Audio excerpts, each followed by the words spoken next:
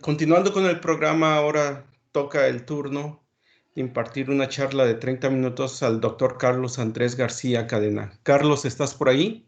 Sí, aquí estoy, ¿me escuchan? Sí, claro. ¿Puedes ir compartiendo tu pantalla, por favor, tu presentación, para Claro, mientras te presento? sí, gracias. El doctor Carlos Andrés García Cadena realizó sus estudios de licenciatura en el TEC de Monterrey, obteniendo un grado de licenciatura en sistemas electrónicos en 2008. Y después estuvo trabajando en la industria privada, en diferentes empresas de tecnología, sobre todo informática. Inició sus estudios de maestría, concluyéndolos en 2014 en la UNAM, y posteriormente realizó sus estudios de doctorado, obteniendo el grado de doctor en ingeniería en 2017 también por la UNAM. Su especialidad es la instrumentación electrónica. Durante 2018 y 2019 estuvo como profesor invitado en nuestro departamento, donde actualmente realiza una estancia postdoctoral colaborando con el doctor Luis Fernando Rojas. Sus áreas de interés son el desarrollo de sistemas de medición especializados aplicados al estudio de sistemas biológicos, sistemas ópticos, medios coloidales, entre otros. Entonces, adelante, Carlos, tienes 30 minutos para tu exposición. Sí, claro, muchas gracias. Solo confirmar que sí se está viendo mi pantalla. Sí, adelante. Gracias. Bueno, en primer lugar quiero agradecer al... Ay, creo que se salió esto.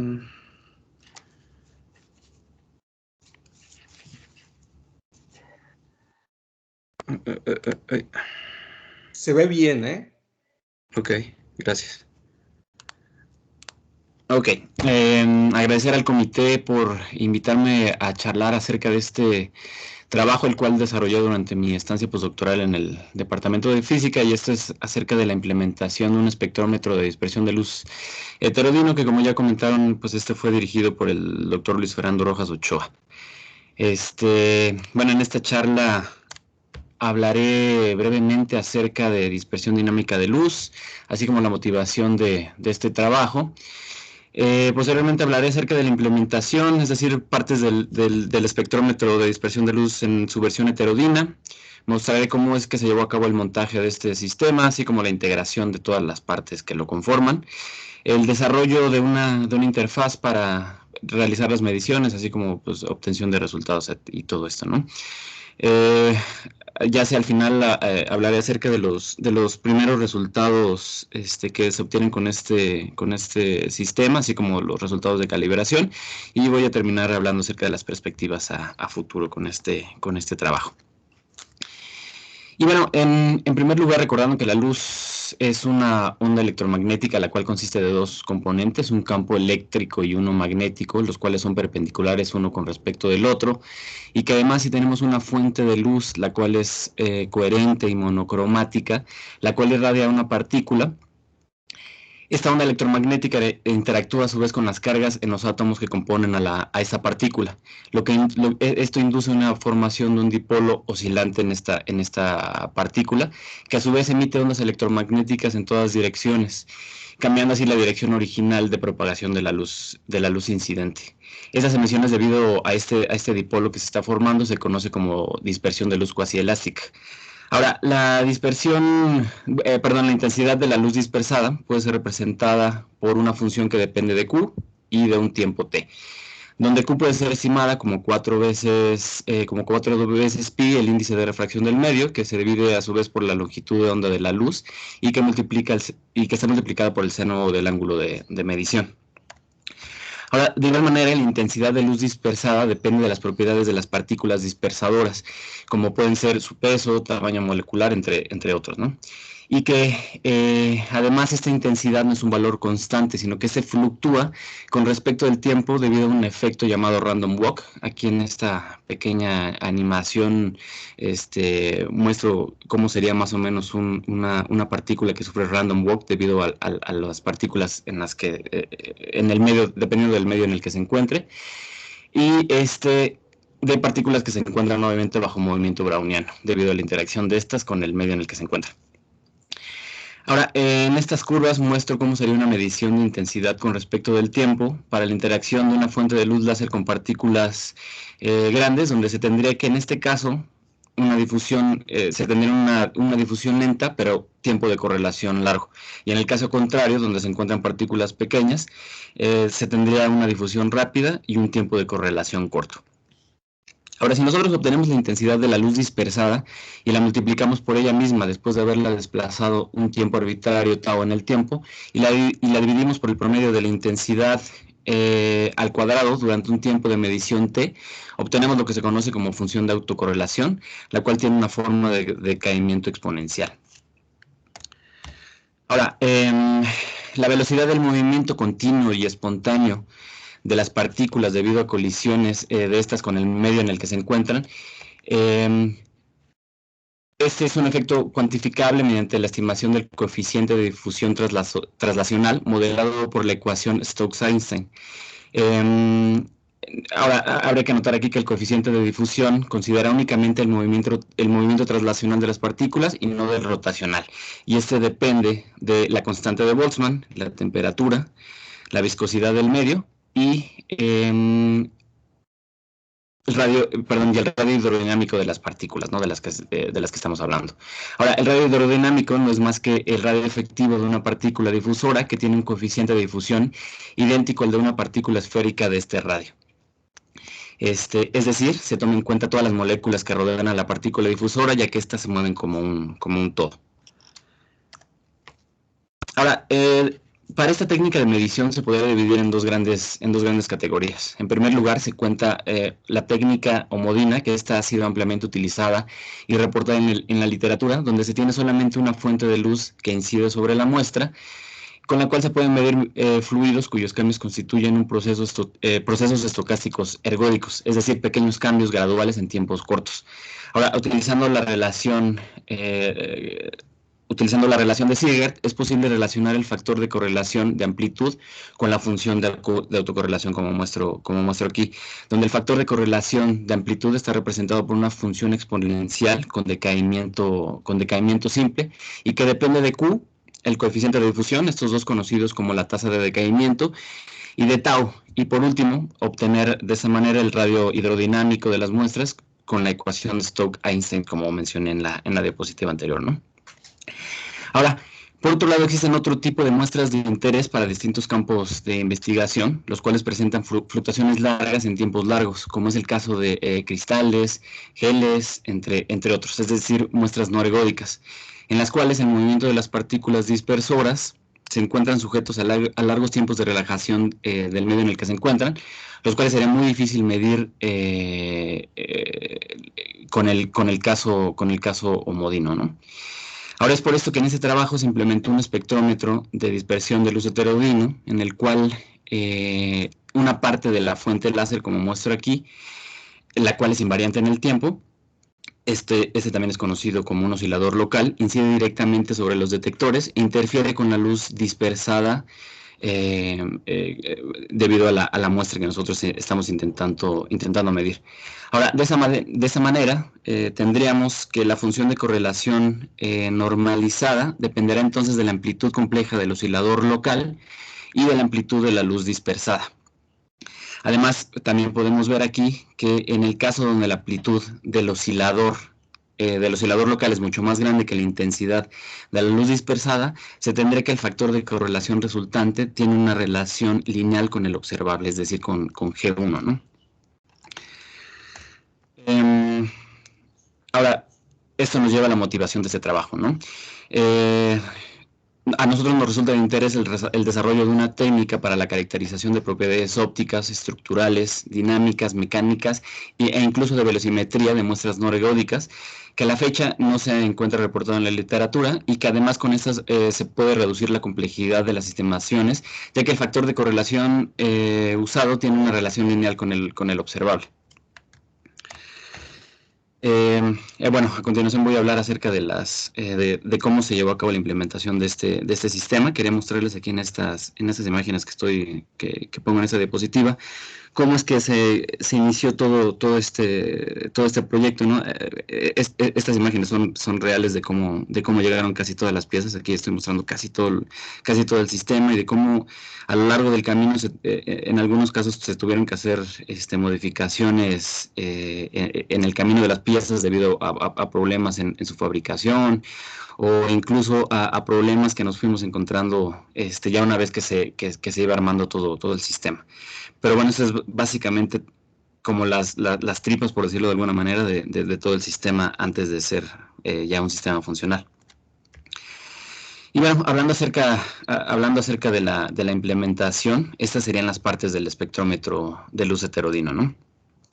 En primer lugar, se tiene una fuente de luz láser de estado sólido, el cual emite a 639 nanómetros, y que utilizando a la entrada un divisor de haz 90:1, partimos el haz principal para obtener de esa manera el oscilador local, el cual muestro aquí, ¿no? Este es nuestro primer divisor de haz, donde dividimos la señal principal, la cual va directamente hacia el detector, y el 90% de la señal va hacia la muestra. Ahora, el espectrómetro está formado por un arreglo de lentes con los cuales hacemos incidir la línea principal de este láser sobre la muestra, la cual está colocada sobre una cubeta de cuarzo, la cual está llena de decalín, y posteriormente enfocamos la luz dispersada por la muestra hacia una fibra de salida. Ahora, de igual manera, a la salida tenemos un segundo divisor de haz, en este caso 50-50, en el cual nosotros mezclamos las dos señales, la señal que viene de la parte de scattering y la señal de referencia o el oscilador local, ¿no? Ahora, nuestro detector está conformado por un tercer divisor de haz, en este caso un divisor de fibra óptica 50-50, con el cual nosotros separamos la señal ya una vez mezclada, la cual alimentamos hacia dos APDs, en este caso dos APDs de marcas exélitas, donde transformamos las intensidades detectadas en pulsos TTL, los cuales llegan a un correlador físico, en el cual está montado sobre un brazo móvil, el cual tiene un recorrido de detección de aproximadamente 120-130 grados. Ahora, por último, utilizamos este mismo correlador como una interfaz entre el detector del sistema con el equipo de cómputo, el cual utilizamos para analizar los datos y así como controlar el sistema, ¿no?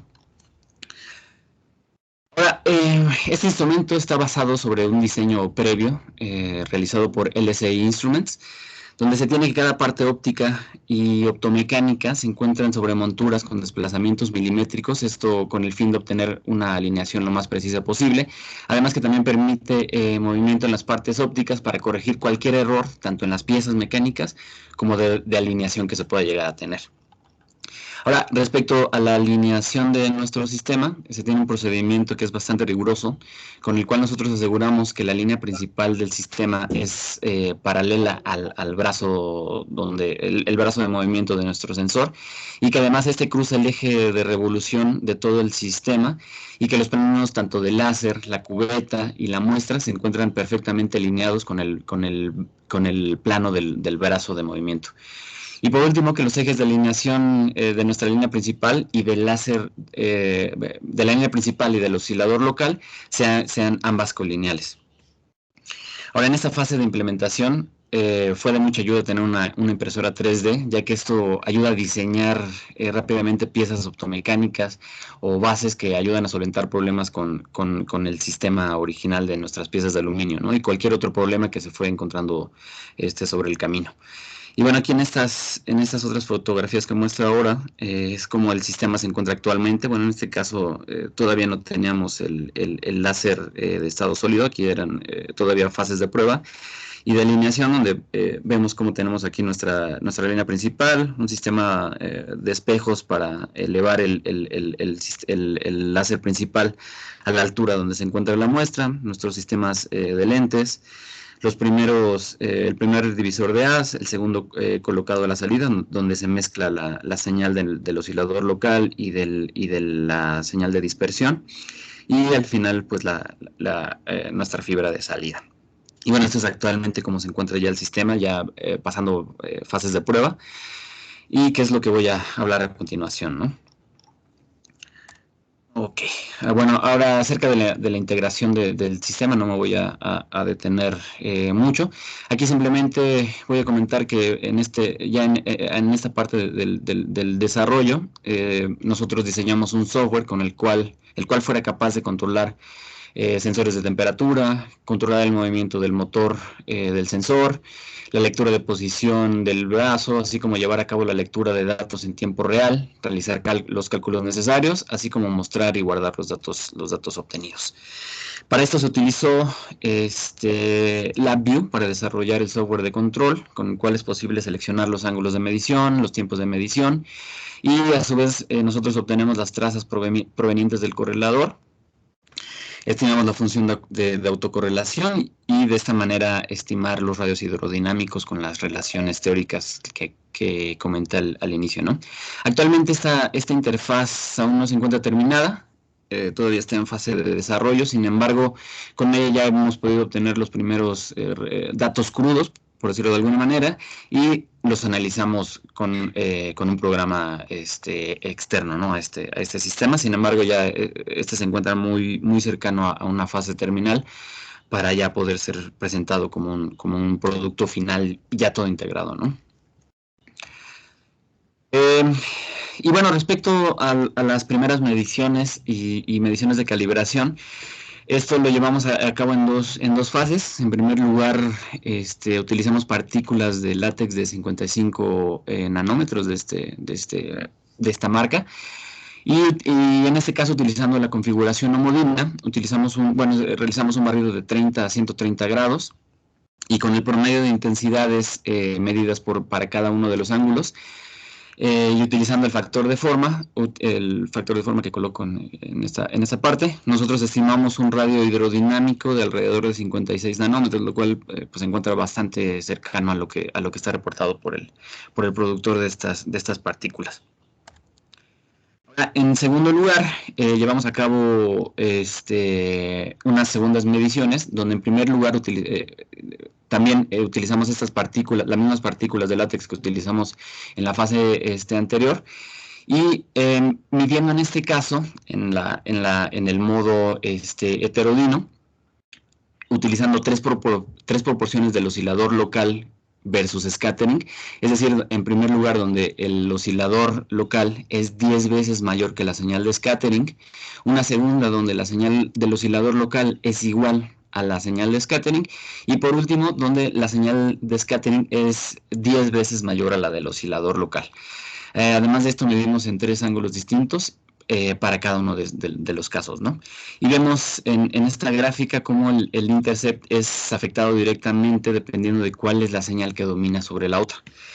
Y bueno, por último también utilizamos las definiciones que mencioné en la sección teórica, las cuales describen las funciones de correlación para los casos extremos, donde el oscilador local es 10 veces mayor a la de scattering, y en el caso contrario. Y vemos que las estimaciones teóricas se apegan bastante bien a las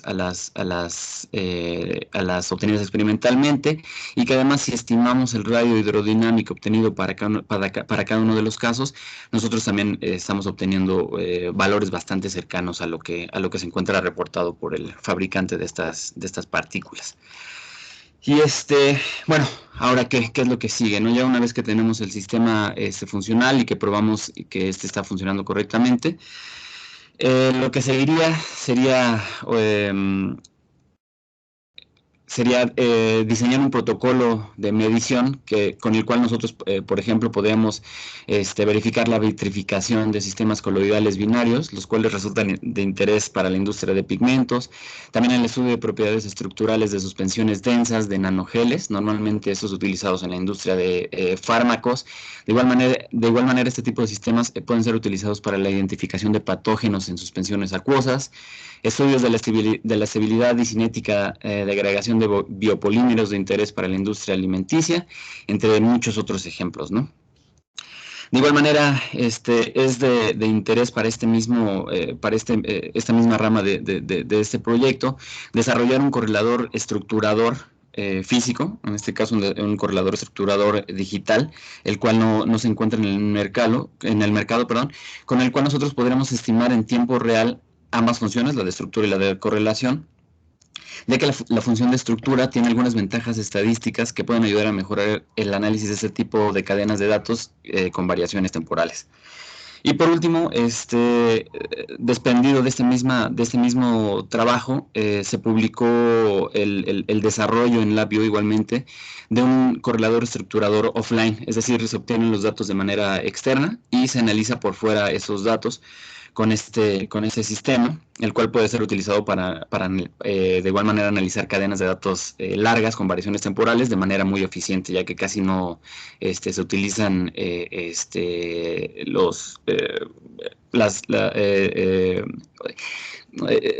decir, no gastan muchísimos recursos del sistema de cómputo que se está utilizando y puede funcionar casi en cualquier sistema.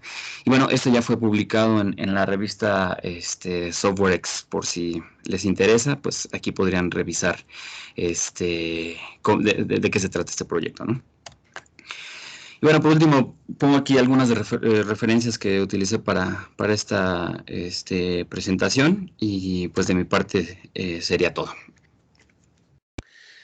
Muy bien, muchas gracias, Carlos. Te agradezco mucho tu presentación. Le pido a la audiencia que también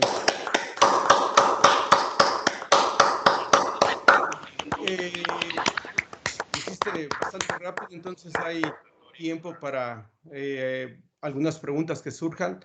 Sería grato que algunos de los estudiantes o varios de los estudiantes pudieran preguntarte. Sí, claro, gracias. Si es así, entonces por favor utilicen su icono de levantar la mano.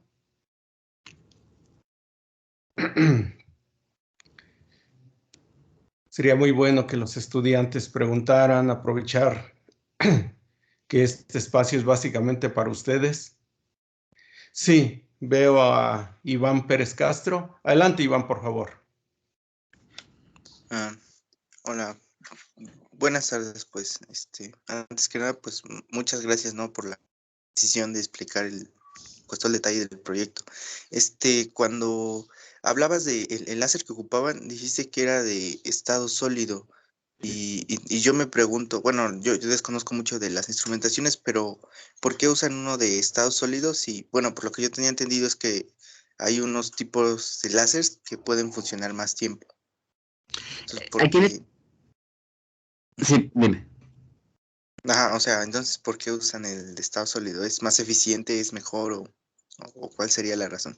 Aquí en este caso, lo que queremos aprovechar del láser de estado sólido, en primer lugar, es el tiempo de coherencia y la longitud de coherencia que tiene este. En realidad, no es que se trate de un instrumento que sea demasiado grande o que sea de una extensión muy larga, pero por las fibras que nosotros estamos utilizando y todo eso,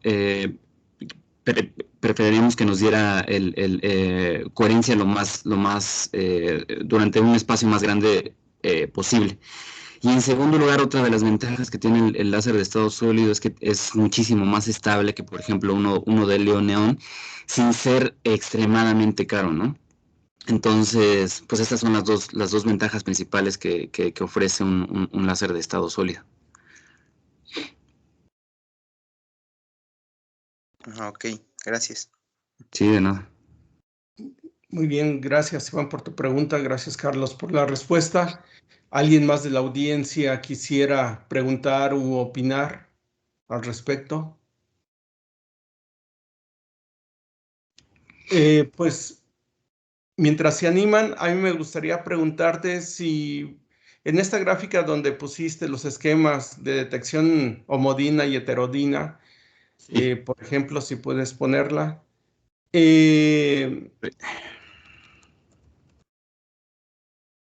No sé si se refiere a esa. No. Antes tenía los dos esquemas, decía allí homodino y heterodino anterior.